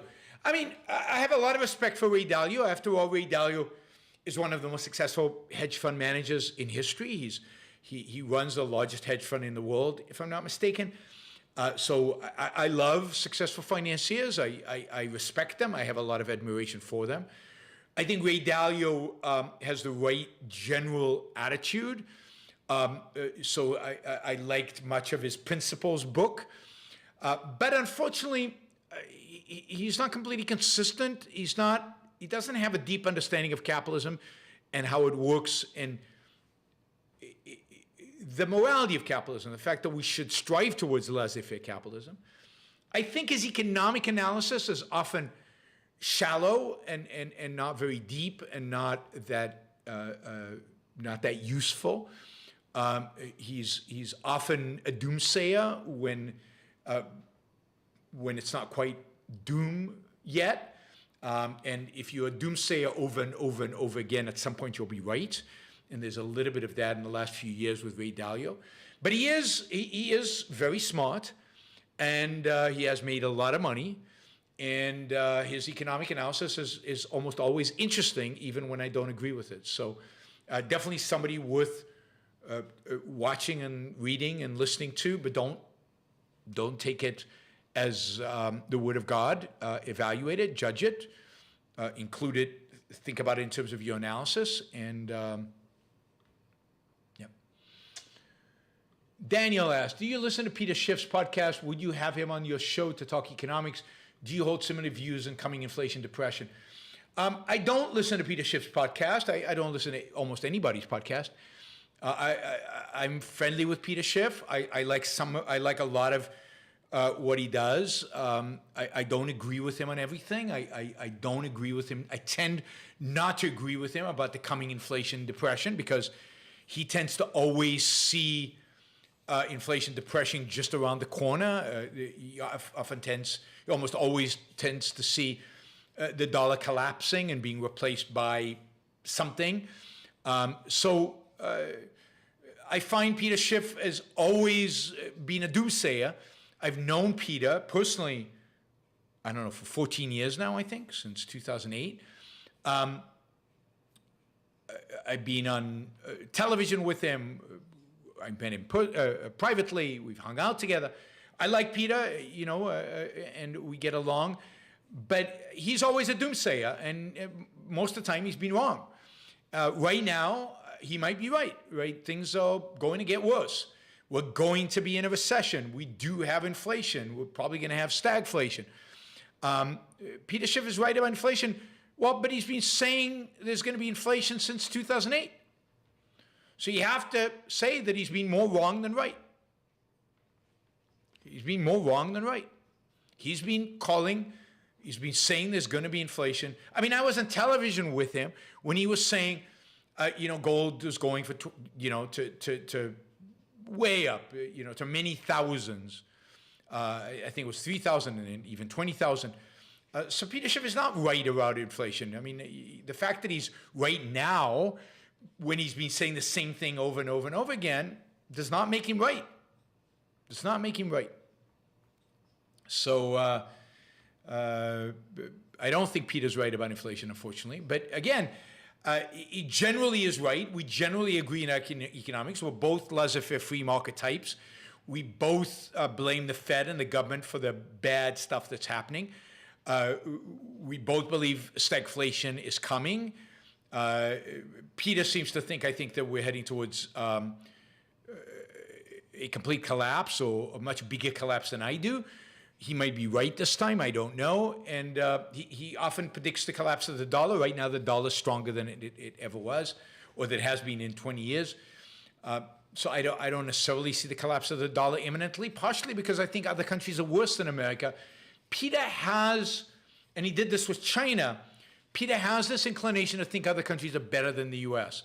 For many years, he thought that the U.S. and China had delinked, had separated, and China was on a separate economic cycle than the United States. I have been skeptical of that, and I'm very skeptical of the Chinese economy, and particularly today, I think the Chinese economy is going to be worse than the American economy. But I don't know what his opinion about China is right now. But I disagreed with him about the delinking. I disagreed with him about gold. I disagreed with him about inflation 10 years ago. We probably agree more now than we did back then. Richard asked, do you think the leftward shift in academia starts a long march through the institutions such as media, law, church, corporations, attempting a cultural revolution? If so, individualist types should organize against it. I actually don't. And I don't because I think that the ideas today on the left are so crazy and so nutty that I don't think the other institutions are going to accept them and adopt them. I think what you're going to see and what you're seeing is a rebellion against the institutions, a rebellion against the academia and the nutty left. So, look, law is the one place where conservatives have managed to sustain a hold on at least many law departments, and many judges out there are very, very conservatives, and the Federalist Society has done a great job of keeping DEI out of law schools. Now, maybe that's changing now, and we'll see, but so far, the right seems to be in a dominant position on the courts in most of the country. If you look at the appellate courts, if you look at the Supreme Court, if you look at some of the state courts, they seem to be dominantly right. Corporations, there's an issue. DEI is definitely present in corporations. I think corporations, still most businesses don't take it too seriously. They kind of give it a wink and they roll their eyes at it. They do it to appease, but they don't do it out of belief like in academia. Media has been left forever and is just going to become more left, but there's so many alternatives to media. There's alternatives like Fox and even more so-called right-wing than that, and then the alternatives that are online and on social media and on all these other platforms that are all over the place, left, right, and neither one. And so there's a plethora. There's more alternatives to media than ever before. But look, I think that the individualists need to organize, because I think the real march through the institutions is a irrational, statist, and collectivist march through the institutions. And I think that unites the left and the right. And I think the enemy ultimately is not so much the left as it is the right. I think they're both the enemy, but I think the enemy ultimately is collectivism and mysticism, and that you get from the left and the right, so that the individual types, and they're not, unfortunately, not that many of us, but the individual types need to organize against it, absolutely. But where are they? Where are the individualist types? Too many of the individualist types have been captured by the collectivist left or right, primarily by the collectivist right. So the people who are seemingly individualist and then get attracted and are captured by the left, the right, which is super collectivist, right?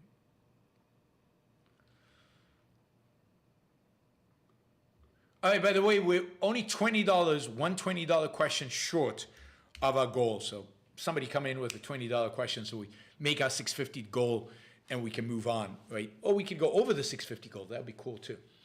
All right, Shazbot. Don't forget the song Battle Ode to My Family versus Teach Your Children. How did I miss that? Why don't I have that? All right, I'm copying it. I assume you paid me for that, so I'm not doubting that, but I don't have it on my list, which is weird because I thought I put everything down on my list. All right, adding it now.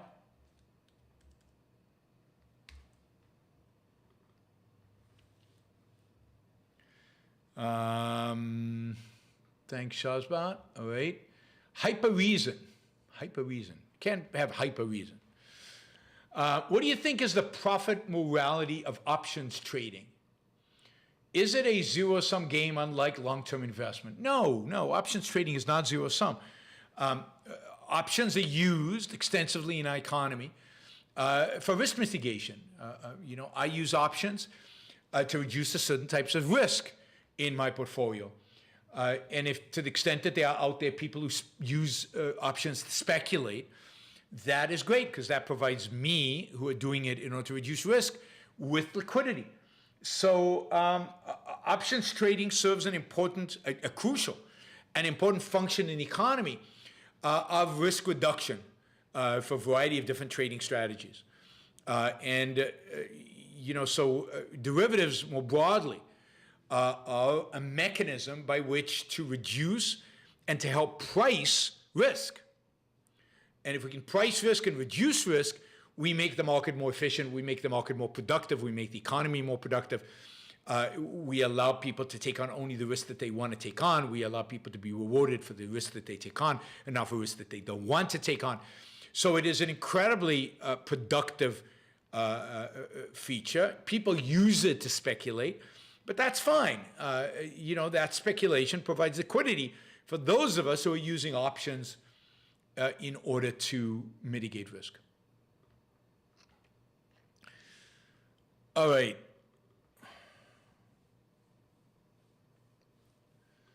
Let's see.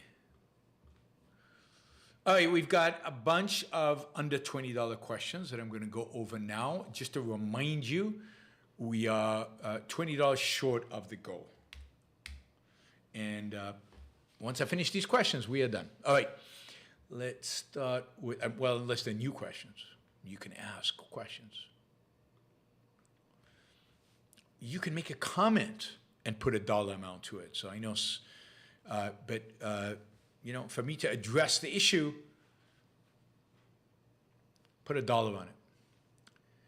Michael asks, other than the tech sector, are we not generating new wealth due to the regulatory state? We are just burning through the seed crop produced during the 19th century until we impoverish ourselves. I think in some areas we are generating wealth, even certainly in biotech, so I don't know if you include that under tech, in pharmaceuticals, in medical, what do you call it, instruments, medical devices, in energy, we discover new oil, we discover fracking. Fracking is generating new wealth. Cars are becoming cheaper and they're more productive. Airplanes use lighter material, so while there haven't been any big breakthroughs, there have been small breakthroughs that increase wealth, that increase productivity. So no, I don't think that everything is just using up the seed, the seed crop from the 19th century and just off of that. We do innovate outside of tech. It's just that innovation is not as great as it could and should be. And as a consequence, productivity growth and economic growth are not as great as they should or could be. But to say that there's zero wealth creation outside of technology, I think is wrong. There's just less of it. There's not as much as they could be because of regulation, because of the regulatory state. All right, Stephen Katz asked, please explain your view of scarcity. I think it is a valid concept, the economic way to say you can't have your cake and eat it too. If that's how it was used, then yeah, of course, at a given point in time, there is only so many things available. But that's not how it's used in economics. Economics is often defined as the study of the world under conditions of scarcity. But the world is not under conditions of scarcity. You can't have your cake and eat it too. Now everybody's going to jump up. Yoran's contradicting himself. Colleen, thank you. Really appreciate the support. And Colleen got us within 2 cents of the target of 650. How can you have your cake and eat it too? By producing more cakes. Cakes are interchangeable. So the study of economics is not about we have X number of cakes in the world. What are we going to do? Who's going to eat it? Who's not going to eat it? That's not what the study of economics is about. The study of economics is, how do we produce more cakes? How do we produce cake substitutes? How do we produce the stuff that people need? And how do we trade for it? How do we maximize production and trade? So by framing economics in the context of scarcity, in the context of the finite number of goods that exists and our desire for them, we omit how those goods came into being. The most important question in economics is, how do goods get there? And that's the question that the way they define modern economics ignores. And defining it in the context of scarcity ignores. So, for example, if you're on a desert island and there are only, I don't know, if you're an animal, then the world is a zero-sum game, and it's all about scarcity, and it's all about who gets what, and how the things that are out there that you need are divided. But for human beings, the world is about, how do we produce more? How do we ignore scarcity? How do we relieve scarcity? How do we make scarcity go away? So the beauty of economics is I can have my cake and eat it, and then have more cake and eat it, and have more cake and eat it. I mean, I'd get fat, but I can do that. Scarcity is not a limiting factor. I mean, this is why the work of Julian Simon is so important. Where is it?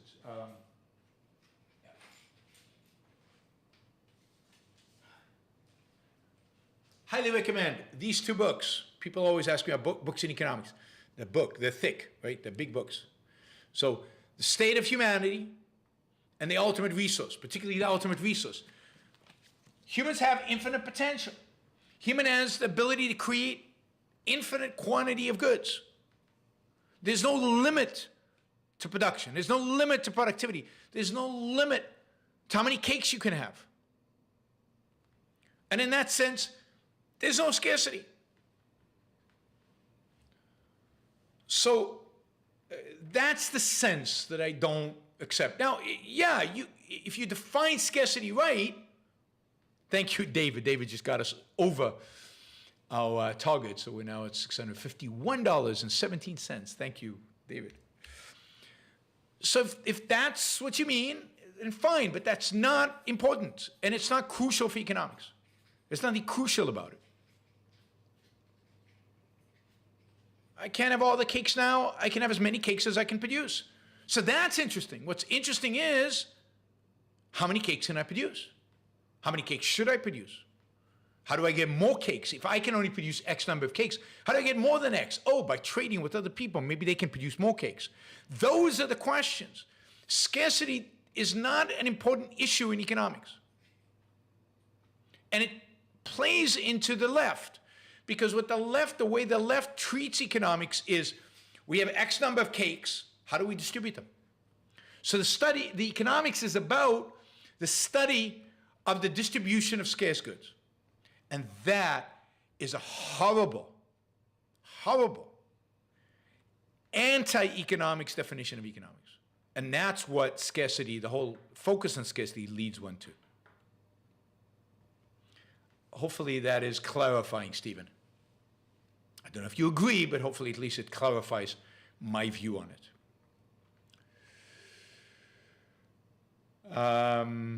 Liam asked, why did Ayn Rand have a PhD in philosophy of economics? No, she did not have a PhD in anything. She had an undergraduate degree, I think, in history. Brownie003, are you happy about the Celtics acquisitions of Malcolm Brogdon? Absolutely. I mean, Brogdon is a really good player. I haven't seen him play since he played for Milwaukee, but he was really good with Milwaukee. He's prone to injury, so that is, of course, an issue. And it'd be interesting to see how he plays off the bench, because he will be, at least at the beginning of the season, a bench player. But he is an exceptional point guard. I think they need a playmaker. I love smart, particularly smart spirit, but he can in the finals and even in the finals and in the semifinals, his decision making was questionable on a number of occasions, and having an alternative, having somebody maybe a little bit more level-headed, a little less in the frenzy of the moment, would have done the Celtics a lot of good, a lot of good.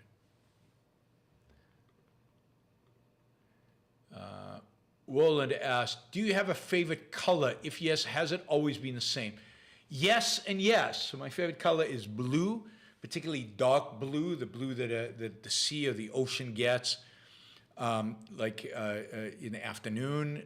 Well, it depends, but sometimes the ocean has, so it kind of a dark blue. That's always been my favorite color. When I was a teenager, I actually painted one of the walls in my bedroom with that color. Why, I have no idea. Maybe it's got to do with my love of the sea and the ocean and that view, but who knows where that comes from? I don't know.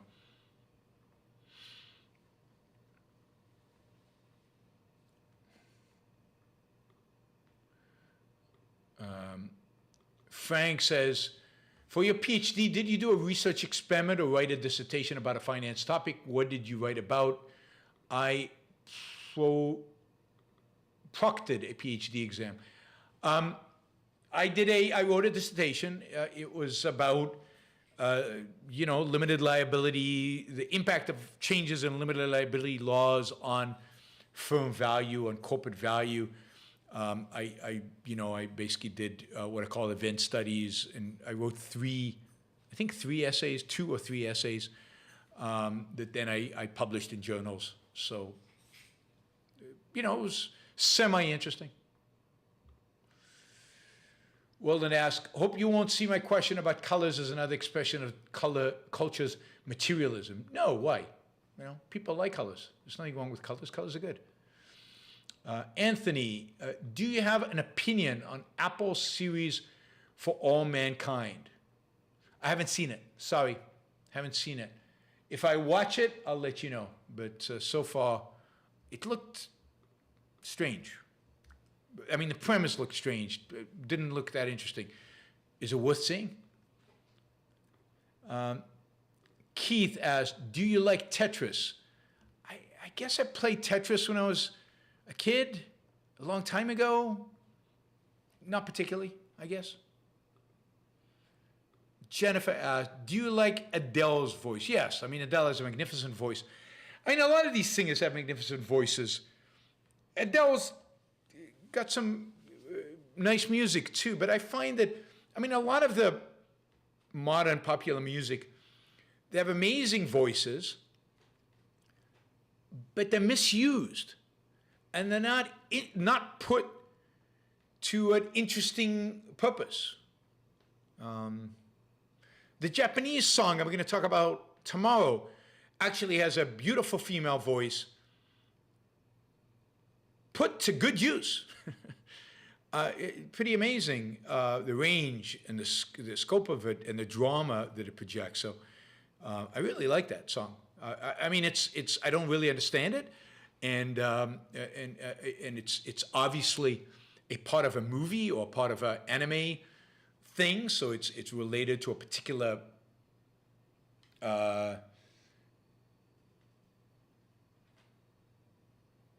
it's related to something.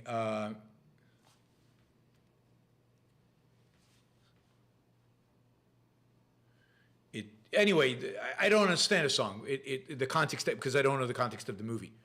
So we'll get to that tomorrow. We'll talk about it tomorrow. But I like Adele's voice. It's pretty amazing. I don't know who Yoko is, the singer, maybe.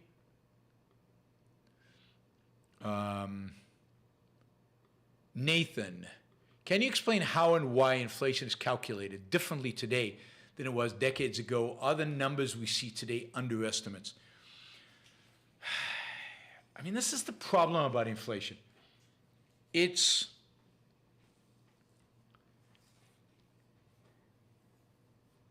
not clear what it means to say it's underestimated or overestimated, right? So what is inflation trying to capture?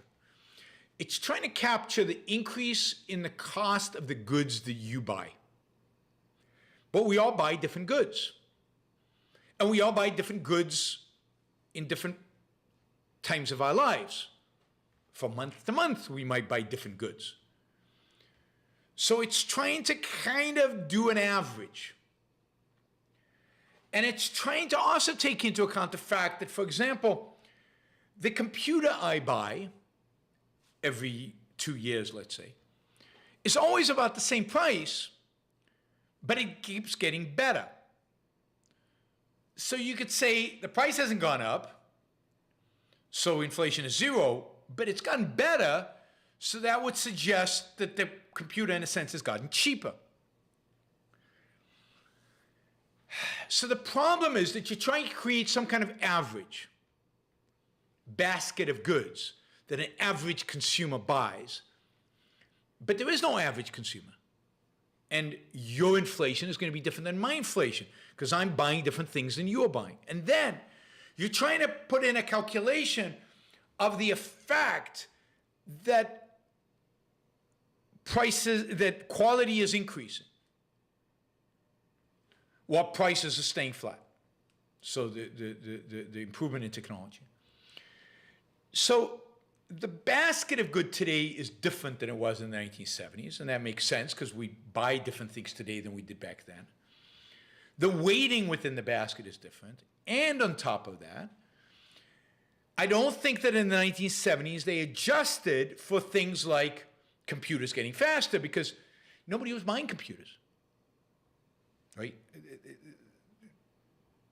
You could argue that maybe automobiles were like that, but there wasn't this adjustment for quality, which there is today. So I think in some ways today's measure is better. It's more reflective of reality. But it is different than the 1970s. And if you adjust to the 1970s, if you measure today's inflation by the same parameters as you did in the 1970s, it would be significantly higher. It would be significantly higher. Does that matter? How important is it? The important thing is inflation is really high today. And inflation being high is not only coercive to your ability to buy things, particularly if your wages are not keeping up with inflation, but it's coercive to your ability to plan for the future. It's coercive to the ability of firms, companies, corporations to plan for the future. So it is destructive for economic growth. It's destructive for economic planning. It's destructive for your planning of your own individual life into the future. So inflation is, in and of itself, a disaster when it gets to these kind of levels. And it's going to be at these levels for a while. I mean, it might go down, but it might go up. It might bounce around.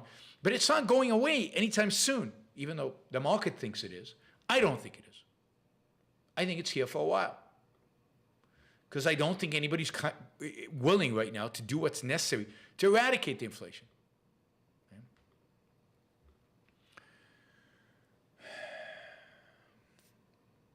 All right, let's see.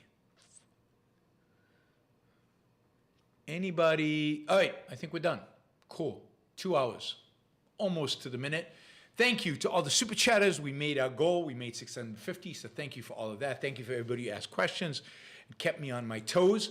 As I said, we will cover more of the songs tomorrow and then more in following episodes.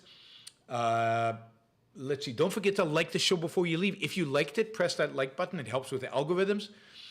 And if you want to support the show and you're not here live, as most of you, overwhelming majority of you are not here live, it's still true that a minority of people who listen to the show support the show financially. So if you want to trade value for value, if you get something from the show and you'd like to pay for that value that you get from the show, I'd appreciate it. That would be cool. So please go to yaronbrookshow.com/support and trade with me and support the show. You're paying for my time. You're paying for my ability to do this show here. Anthony asks, any views on Gutfeld's show on Fox? I don't watch Fox. I don't watch television. News, period. Gutfeld used to be good, and then he became a Trump acolyte and supported everything Trump did, and he became boring at that point. I don't know if he's any different now, but again, I don't watch TV news, Fox or CNN. I just don't like it. So if you value the time that I put into the show, if you think it's worth for me to put the time into this because you get value from it, then please pay for my time. You can do that on YaronBrookShow.com/support, Patreon, Subscribe Star, here on the Super Chat. And of course, you can join the show. I think it's like $6 a month. Or you can, what are the other options? You can actually applaud the show and make a contribution in the applause button on YouTube. My preference is Patreon, Subscribe Star, or YaronBrookShow.com/support. Those are the optimal ways I get more of your dollar that way, and it's knowable, monthly, systematic. All right, again, don't forget to press that like button before you leave. Bye, everybody. See you on tomorrow. What am I talking about? See you tomorrow. We'll be talking about the right, my assessment of the American right today.